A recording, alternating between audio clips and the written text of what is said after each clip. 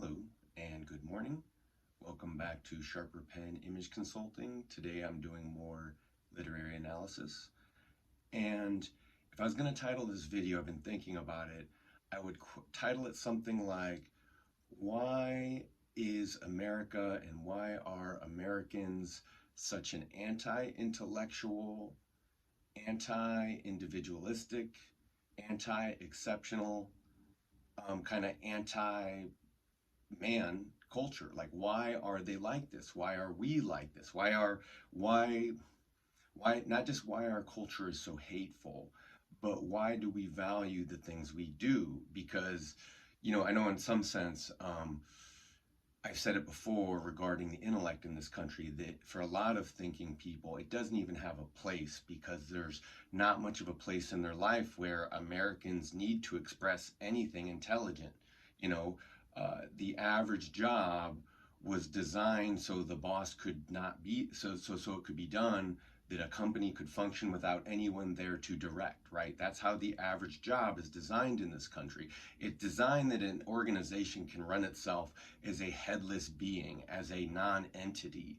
And what I said in my previous video, because all this gets into our way of life, around this larger corporation state that owns all the institutions, owns all the jobs, owns all the companies. It's all one big entity that works together through a court system to thoroughly dominate anything and everyone, basically any competition, really. That's what it exists to do. It exists to foster its own existence, largely, even past its prime. And we can see this in many areas of American life, where business models, like I use the example of when MP3s were new technology, the music industry, for instance, the corporations, the corporation, as pertains to the state and the legal system, fought like hell to just prevent, it would have been like, hey, we're moving from hunter-gatherers to agrarian. And at the time, Big Spear, or Big, whoever was making the weapons, would have been like, no, we need to keep hunting, right? We can't try something new. We can't do something different, right?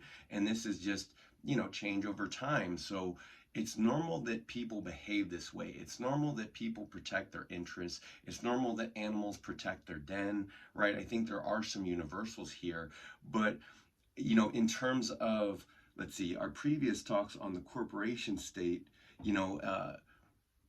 what I also say is that it's designed to be this way, not just by your Bernays and your Rockefellers and your General Education Board and propagandists, but it's long been studied by Americans, both, like internally within our culture and outside our culture. And we've had literary figures like H.L. Mencken and Sinclair Lewis, who kind of observed that the middle class in this country is about the most backwards class of people to ever exist in human history, because they want to feign to have culture, yet they don't understand what's contemptible about America and American culture, especially the lives that have been designed for them and sold to them, right? So they don't understand that the middle class was a product, an American product, and a temporary, it was a viable nadir for a while for a species where the 80-20 rule applies. And when I say, why is America anti-exceptional, what I mean is that I said in a previous video that, I know our country loves pitying people who have it hard, and it loves feeling, the culture is very sympathetic to very destructive ends even, right? But, we love our stories of underdogs. Like there's a long, rich history here of why Americans supposedly care about the underclass. But when you actually examine the underclass, how they were kind of created and fostered here, how they were designed to be kept there, how the middle class was no different, right? That class mobility is largely a myth. You begin to see what this fabricated culture really looks and sounds like once you get away from the image, because I don't want my words aren't flippant here. I know what I'm saying and why. There's a lot of sensationalist headlines and nonstop, is also part of the problem, like social media, for instance, full of garbage, full of clickbait garbage. Most of it's designed to waste your time, to get your attention, to make money for some hack who's making hack work, right? And we're just flooded with hack work. So when I say we're anti-exceptional, I don't just mean that, we allow hacks in so many places they shouldn't be, that the whole game is that the mediocre have to compete with everyone else, and that the only way you can level the playing field is by falsely holding the strong back and falsely elevating the weak and those who can't compete, even when you see it has disastrous consequences. So our culture of pity in America is actually toxic because it doesn't help the weak, and it works against the strong. So, and then yet, and then I know people might want to have whatever opinions they have here, but this is where I'll point out saying, okay, but what do people choose for? What do people want? Do people like, what they see as good, as strong, as valuable? They generally tend to, yes. Do people want what's weak and average and mediocre and middling? Is anyone going, geez, I want to be seen as that American C student. I want to be seen as whatever, no, everyone wants to be seen as what is valued. And when that is the name of the game, and when most people can't actually compete like at all, and when most people aren't even competent at a job and have a hard time doing a simple task, like, or working for a company, or they can't even, a lot of people, they just have bad attitudes, right? I understand why, and I've been sympathetic in videos in the past discussing why so much work and corporation state nonsense here is miserable for people. So I get that. But then when push comes to shove, saying, okay, well, then what are we even doing here? What's the name of the game? I get it. No one, like, in terms of competing for jobs, who's hiring, if everyone has the same college degrees, if everyone did the same thing, if all of you are average, and you have, what is the average of the corporation state in HR, in hiring, and they're looking through a bunch of average applicants, and you all mostly read the same, sound the same, look the same, none of you, like, do you understand their problem as well? And I think a lot of these people, they're just protecting their jobs too.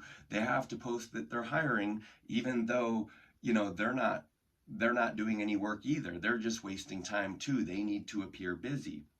I'm getting off into the weeds here, but getting into what I was saying about like your Mencken's and your Sinclair Lewis's who had critiques of American society.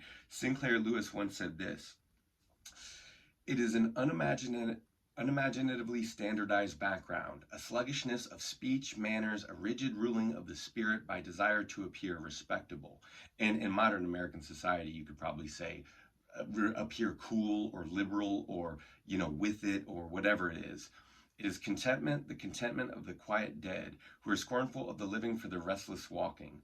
It is negation canonized as the one positive virtue, right? Blandness, mediocrity. It is the prohibition of happiness. It is slavery self-sought and self-defended. It is dullness made God. A savorless people gulping tasteless food and sitting afterward coatless and thoughtless in rocking chairs, prickly with inane decorations, listening to mechanical music, saying mechanical things about the excellence of Ford automobiles, and viewing themselves as the greatest race in the world. And I don't think that's changed. It's just a little bit different now. It's like if I was going to update, I'd be like, they're the most extrovertively oriented yet psychopathically nihilistic, desperate, image worshiping, idolatrous, just attention starved, looking for their 15 minutes, wanting to live forever, wanting to exert their influence, whether it's in the academy or in our media or in our politics. You see every pretentious America reaching for what's beyond them. And that's not a bad thing, but then again, what we see is most people don't know their place. And I know that this saying might upset people, but I'm thinking from an artist standpoint. Uh, there's a song by Sturgill Simpson. He's an American artist. He's great. Suggest you check him out. On his album, what's it called? I forget the album name, but I think it is Make Art Not Friends, but the song is Make Art Not Friends. And in this song, he says, "I love saying no to the yes men just to see the look on their face. Everyone loves to talk about how they know what's best, but nobody knows their place." And every intelligent American has had that experience of dealing with the dumbest motherfucker who just is out of line, won't shape up, whatever it is, even though like the reality is encroaching right in their face, whether that's authority, whether that's they're out of their league, whether that's they're competing where they don't belong. I've seen this time and time again. Every American has seen this time and time again. And I don't mean this in the way that intellectual people are often the most kind of resentful, tedious, and annoying people, because the intellectual problem often is that they're antisocial, meaning they're mad because they think of themselves as so intelligent. Yet again, intelligence almost has no place in America, has no purpose here, almost, right? Unless you know how to mold it and fold it into the system to make money, because that's all people do here. There's nothing else to do here. So that's what everyone does, and that's what they focus on. But so the point is that within this, everyone competing for what's beyond them, then again, that's showing you that people are constantly getting out of line. They don't know that that line was designed for them because they don't belong in another line. This idea that there are people missing from where they should be, or their people aren't where they should, like, there's a fine line between recognizing incompetence where it is and isn't, and then lying about where it's missing. Right? So this is my criticism of the midwits and the managerial elites, just to be like, oh yeah, we need more people and more roles, and then you'll see. And it's like, well, if the American consensus is that things only have gotten worse over time, and you guys have gotten dumber and weaker, and our culture is just pretty rotted out, then the consensus is in that your ideas don't work. And your ideas are stupid, and a lot of them are poisonous to people, especially the intelligent. Nothing is more painful to the intelligent than seeing the stupid run wild. And so when I say that the intelligent resent that they don't run the earth or run the world, it's because the most socially intelligent, the most socially capable people are the ones who run the world, because making money, right, the main activity, is a social thing. It's a social organization. And a lot of intellectuals want to be like, they want to dictate, right? So that's why a lot of the worst ideas come out of our mediocre, what exists of our mediocre intellectual culture, which is institutionalized, which, aside the rare genius who exists despite the institution, and that's like your Oppenheimer and your Einsteins, and the people who actually move the needle, the people who actually contribute to the species, not the people who just take what was there. I've covered this in previous videos, but I'm trying to illustrate a point of how we got here. And where we got is that never before in the entire human history has the individual man or woman been so weak and atomized and increasingly conditioned to be helpless and pathetic and weak, and therefore subject to increasingly deferred authority and just blind signaling, so people will behave, right? It's quite a head job, really. And how it came to be this way. Oh, and then with that, right? So it's not just, so with the decline in individual man and woman and the small organization's power and leverage, went the increasing rise of a bureaucratic nation state where man and woman both became little tiny cogs in the machine. Now, none of you have anything. You're all tiny little organization men and women. Almost none of you do anything yourselves, or own anything yourselves, or have anything for yourselves, and you can't create or compete anything for yourselves, because the system has been designed to thoroughly devalue everything, mass produce everything, and now AI can even cover things like art and creative production, and now every midwit and mediocre person really has their way in. Our culture already provided this with criminality and scam artistry and just the black market, period, right? Because making money legit has always been hard. To find out what people really need and want, and then to provide that, that's actual work, right? And as America dictates, in this land of, largely, again, C students, where most everyone is going to be average and very few people are going to be the big winners, right? The American dream, you see that they've been sold alive for so long, and now that's been pulled out from underneath them, it's pandemonium. That's where we're at right now. But to arrive here, where the nation state has become the most powerful, blind, dumb, yet pointless and nihilistic organization in human history, has been a long slide. And that looks something like this. As a scholar wrote about a century ago, now, how does the philosopher view the culture of our time? Very differently, to be sure, from how it is viewed by these professors of philosophy who are so well contented with their new state. When he thinks of the haste and hurry now universal, or the increasing velocity of life, of the cessation of all contemplativeness and simplicity, he almost thinks that what he is seeing are symptoms of a total extermination and uprooting of culture. The waters of religion are ebbing, have ebbed away, and are leaving behind swamps or stagnant pools. The nations are again drawing away from one another in the most hostile fashion and long to tear one another to pieces. The sciences pursued without any restraint and in a spirit of the blindest laissez-faire are shattering and dissolving all firmly held belief. The educated classes and states are being swept along by a hugely contemptible money economy. The world has never been more worldly, never poorer in love and goodness. The educated classes are no longer lighthouses or refugees in the midst of this turmoil of secularization. They themselves grow daily more restless, thoughtless, and loveless. Oh, and you've gotten so much worse. Oh, it's utter mediocrity. Everything contemporary art and science included serves the coming barbarism, the present barbarism.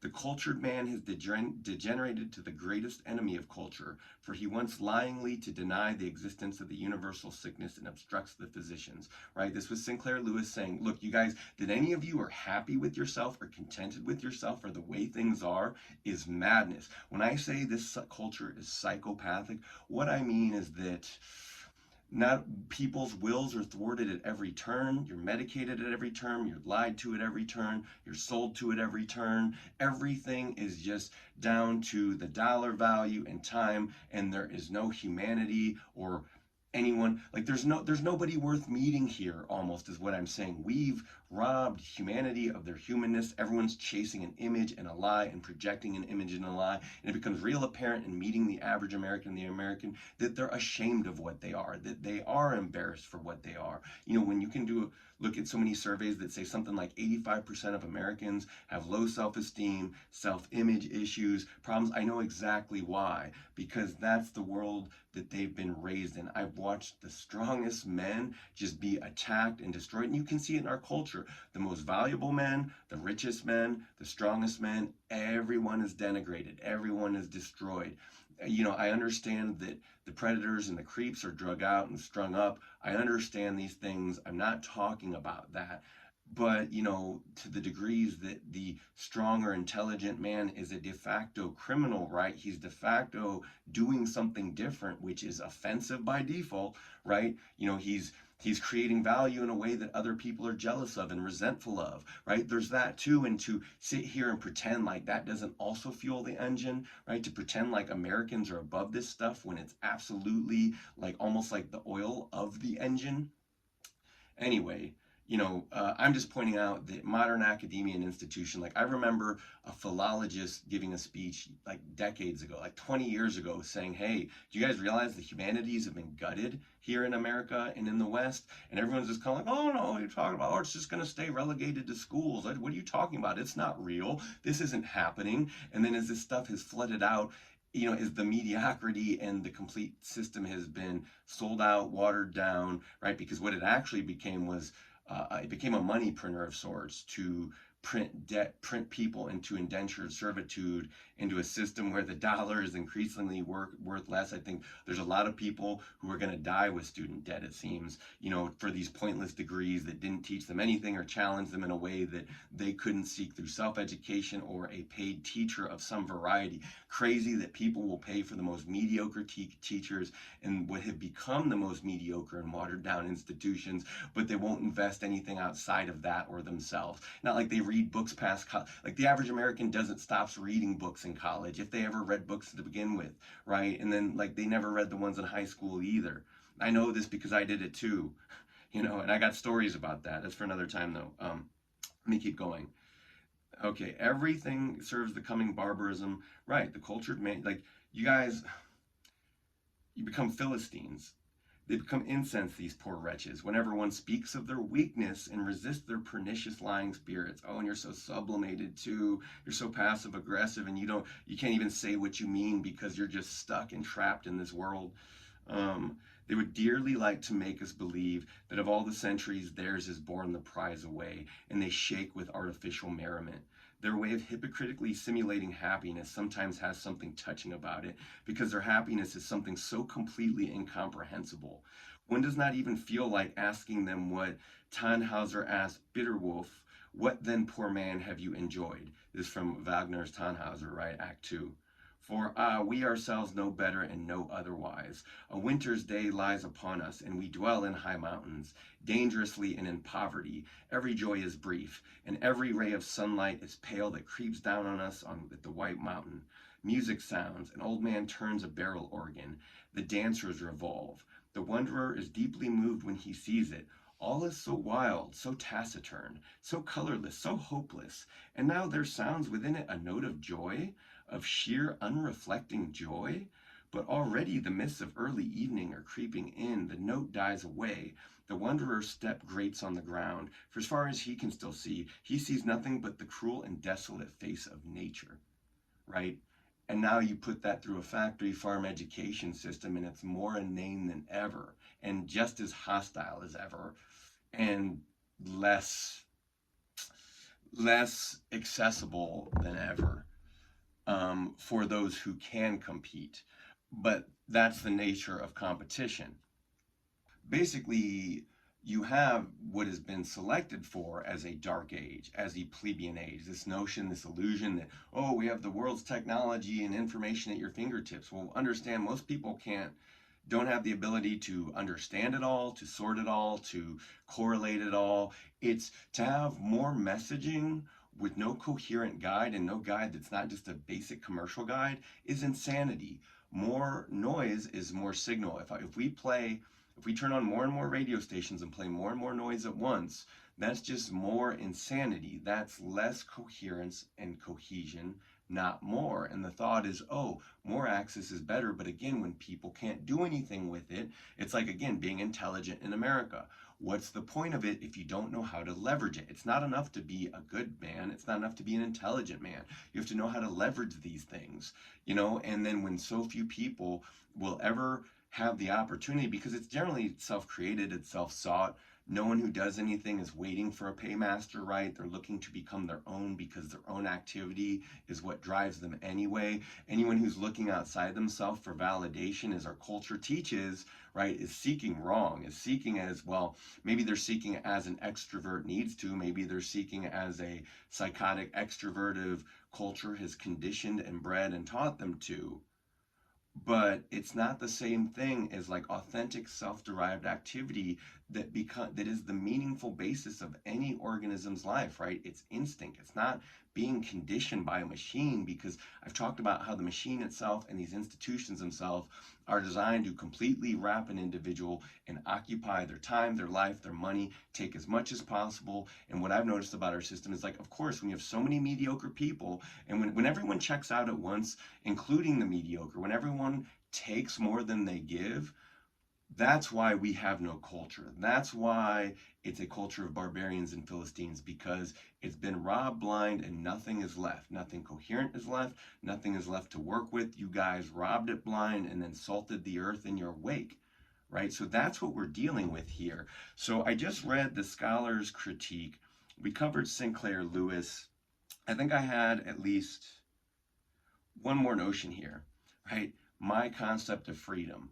Sometimes the value of a thing does not lie in that which it helps us to achieve, but in the amount we have to pay for it. See, and I'm a big fan of paying the price, because unless someone pays the cost of, whether that's position or competence or knowledge or wisdom, they're bullshit. Like, they don't really, they're selling a product, they're selling a service. They're not offering up something of themselves. They don't really have anything to offer. They can't give or take freedom or power to anyone. They're exactly what I'm talking about with the atomized, impotent modern individual who's been thoroughly devalued and dehumanized, right? So unless you're actually paying for your life and any privilege therein with that which you value, meaning you're the one making the sacrifices, however that plays out, meaning you're not seeking an organization, whether that's Big Brother or the state. You're not looking for an institution to make it easier for you, right? You're not saying, oh, make it easy for me, give me a safe space, oh, level out the playing field here, give the strong poison so the weak can have a chance, right? Because our culture, again, very anti-intellectual, anti-strong. It attacks the valuable, it champions the stupid, it elevates the stupid. And I know people love criticism criticize. And see, I try not to do this. I try not to say, hey, I think Americans are stupid. I don't necessarily. I think the average American is actually keenly conditioned and keenly intelligent in at least how our society's value system works. But to sit there calling them stupid is unfair when people are just born as they are, right? Like a psychologist doesn't concern themselves with judgment. When we're talking about people and pathology and sickness, even if it's self-derived and self-created and culturally instantiated through a corporation and a state and institutions who encourage the insanity, i.e., the drinking of poison, the weakening of will, right? Because everyone defers any authority to nobody, essentially, right? Because who's in charge? Big Brother's in charge. We don't trust man. There's no authority here. There's no one you can hold responsible. There's no one who will answer to you, you know. Anyway, what we have to pay for it. See, I don't like cost cutting. I don't like people who cost cut. I don't like people who tell me it's going to be cheap up front, but then they cost me in the end in time, because that's what most of you do. That's the definition of the capitalist, right? They don't create anything themselves, right? They make their money primarily off other people's time, money, resources, and art. So let's not confuse how this works or in what position who is in, because the artist is very different than the capitalist.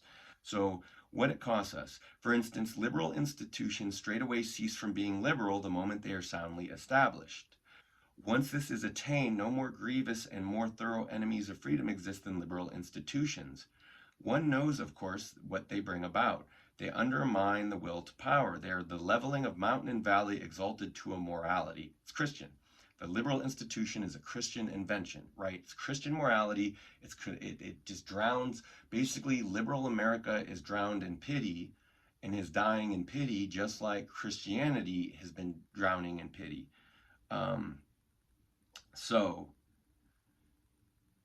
Right? Leveling of mountain and valley exalted to a morality. When I say we have an anti-intellectual culture, that's what I mean.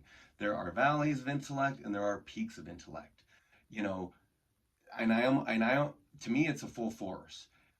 There's the social side of it and there's the individual side of it. Those are the only two divisions I'm making, and all of that is emotional and rational and reasonable. All of these things connect, right? There's no part of our physiology that isn't related to our feelings, which relate to our thoughts. And not everyone primarily thinks or feel. Like, there's different ways that people perceive the world. If you understand anything about psychology, personality theories, there's a lot of them out there. You know, I'm trying to make this clear how our culture works. Our culture works by giving the 80% more credit than is due, by exalting that to a morality, by pretending that anyone wanted that, when you can see in our culture that everyone hates that. People don't want the mediocre, they want the exceptional. Yet we turn around and say, well, give everyone a chance. So which is it? I understand why we're like this. I understand why everyone is obsessed about the pitiful and the pitiless. But I think it's the obsession itself speaks to the psyche of the person who holds the obsession. See, I don't think these things. I don't believe these things. I don't think we should hold the strong back. I don't think we should attack the strong. I think we should let the valuable people create the value, because otherwise we're in trouble. Because as you can see, you know, the average people, they can't run their own lives. They can't even have a state do it for them. They can't be wards of the state. They can't, like, the way this system works has thoroughly made it impossible for the average individual to either not just survive in the system, but also to have any values therein, to have any sense of morality or dignity. This is a post-moral society. That's what the factory farm, the corporate model has yielded. So they undermine the will to power. They're the leveling of mountain and valley exalted to a morality. They make people small, cowardly, and pleasure-loving, right? That's decadence. That's every civilization in decline. It just happens. By means of them, the gregarious animal, the social animal, invariably triumphs. Liberalism, or in plain English, the transformation of mankind into cattle, right? So if there's one thing that's clear about America, what have I been talking about? The corporation state, the factory farm model, Edward Bernays, Rockefeller, all the creepy creeps in creepy Congress, featuring every creepy guy who's ever been in there, who thought, oh, we will get our fingers on the American mind and wallet, right? Like, for all these creeps, for every last one of these Skeletors and weirdos and just, handsy motherfuckers. Like the American can't help but just defer authority to them, to believe the lies, to believe in their own conditioning. And because again, it's like the men of power, right? They generate the value. It's what everyone wants. It's what everyone aspires to. And they can't help, because these people are often so charming and magnetic. You think that you're going to be a big tough guy when you meet them. It's like, no, you'd lick their boots too. If you met someone as charismatic and powerful as some of these people are, you would do the same. So I understand social dynamics. I understand how and why these things work.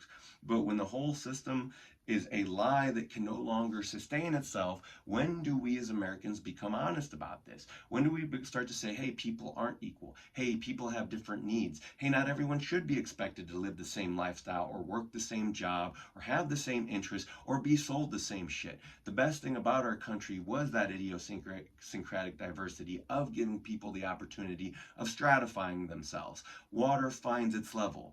I mentioned earlier, it turns out there aren't people missing from where there should be. Like the idea that, oh, like diversity has become so inane as to think like, oh, you need stupid people everywhere, right? That's what diversity means. It means having people where they just shouldn't be, right? And I don't mean that anything to do with race. Like, I love thinking about someone like, what was his name? Frederick Douglass, first black congressman. Just imagine being that guy, like being a chicken in the fox house. I know it's easy to think of being the fox in the hen house, but he's literally like, he is subject to anyone there, and to be there and to have to look those guys in the eye every day and to have to deal with their right, while he's just going, oh man, like how do I navigate this complex environment? All these people look at me like property. All these people look at me like cattle. All these people want to own me, because that's Christianity and that's liberalism for you. The most entitled class of midwits and like the most mediocre uh,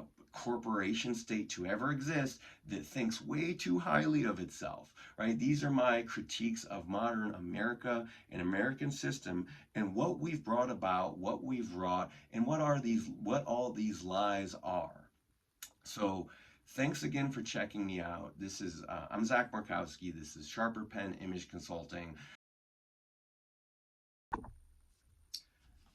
And to just finish the quote here, a little bit of bonus content here earlier, reading My Concept of Freedom. So, liberalism, or in plain English, the transformation of mankind into cattle. The same institutions, so long as they are fought for, produce quite different results. Then indeed they promote the cause of freedom quite powerfully.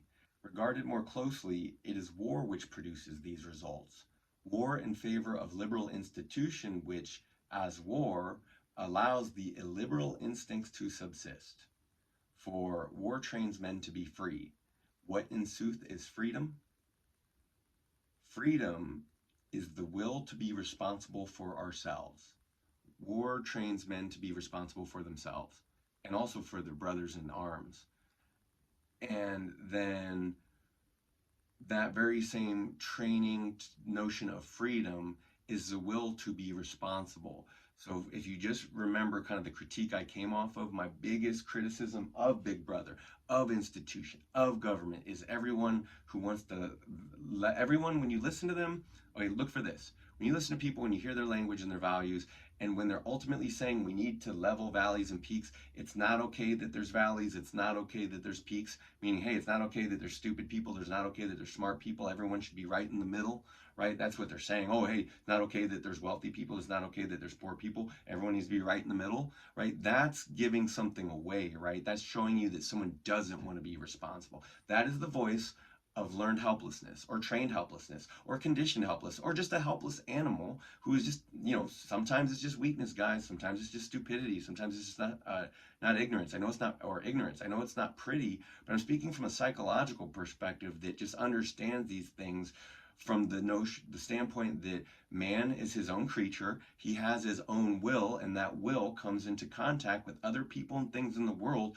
who believe and think other things and have a will of their own. So back to the idea of what's going on here, again, ask Big Brother. It is war on all times. And as a famous comedian once said, it's not a war, there's not a war on any object or thing. It's just a war on the human mind. It's a war for control. And I really hope that's apparent. I know that everyone loves to gaslight each other here, but I'm going to keep putting out my work regardless because it states otherwise. And like I said, I know what I'm saying and why. So I can continue explaining exactly what I mean. Anyway, this has been a little bit of bonus thought for you. I didn't want to leave off the rest of the aphorism because it's important to know that what was the point of it? The point of it was apparently for a rare few to be responsible for themselves because no one else is. No one else is, and you can see that because their lives have been designed for them and they defer responsibility elsewhere. They need something done, they're primarily calling other people. If you're not doing it yourself, who's doing it for you? Right? We created a pyramid where most people's responsibility and will to life and even ability to live has been deferred into someone else's hands. And so it works perfectly to devalue man and their labor when everyone is disempowered and worth nothing. Anyway, that's kind of the gist of it. That's our prefabricated, anti intellectual, kind of psychotic. And by psychotic, I mean abnormal will or frustrated will or personality crisis, right? Self image problems. Like, this is where I go with psychotic, what it really means. It's not just someone who manipulates others or a narcissist. Like, these words have been watered down as to mean nothing. Again, in an anti intellectual yet mediocre culture, in an anti intellectual culture of mediocrity, what does a term like narcissist or intelligence mean? Like, to most people it seems genius like is a curse. Genius is something to feel sorry or bad about, or genius or like, right? And you understand why when I tell you that intelligence is almost pointless here. Anyway, I know those of you who have a strong stomach, you won't be deferred or you won't be deterred, you won't care, you won't mind. You could eat this kind of human abyss for breakfast, lunch, and dinner, right? This is who I'm thinking of. I know this otherwise might be offensive or upsetting to people, but that's not my purpose here. And it's also not my problem because, again, there's valleys and peaks, and that's reality. And Americans can only ignore that reality so long before it will continue to blow up in our faces. And with what's on the horizon, I think what I'm speaking about here will only become more and more clear. The biggest problem here is you can't comply your way out of tyranny. You can't comply your way out of bureaucracy. And I mean by that, I mean like my biggest criticism of the modern corporation state is that it wastes everyone's time.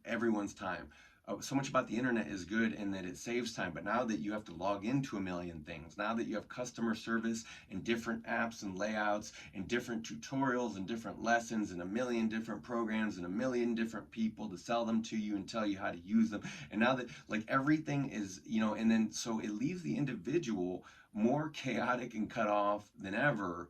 And it can be easily hard to discern what's real and what's valuable through all the garbage. And again, the mediocre is the proliferation of this, including those who cheat and scam the system, those who take more than they contribute, those who go and become a part of institution just for a job. A lot of you guys, you don't have anything to offer. You have very little to offer. You're incompetent. Like a lot of professors, like the fact that the humanities died and that so many of you just stayed there anyway. Like I think that the only respectable professors, and primarily, okay, I get it. Some of you guys understand that you need to stay there, even though your hands are tied. You're kind of like Hackworth. You kind of question the value of you can do more good by staying in. But I guarantee you, the real professors, the best professors, they already left or they were kicked out. And most of you guys, you really intelligent people, you're on YouTube. That's great now. I love it that if I want intelligent people, if I want real professors and professors who are no longer associated with institutions, mind you, yes, they went to them, yes, they learned from them, but they understand where things are now, where they've been, and why that's changed.